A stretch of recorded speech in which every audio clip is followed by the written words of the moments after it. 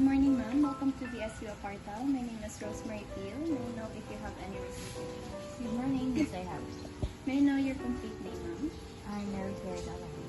Okay. Okay, Ms. Dawal. Let me just check your name here in our system. Upon checking, you have a reservation in our hotel. Please verify if all the details are correct, ma'am. And can I have your valid ID for verification? Also, please fill out this form, ma'am.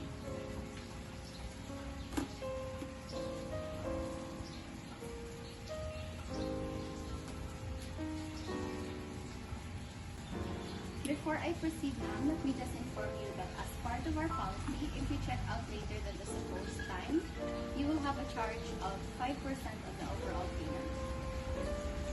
And also, kindly sign this form.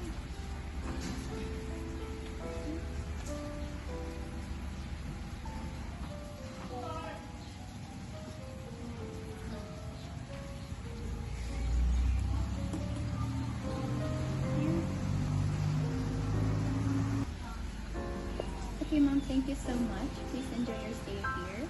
The Bell staff will assist you shortly and have a good day ahead.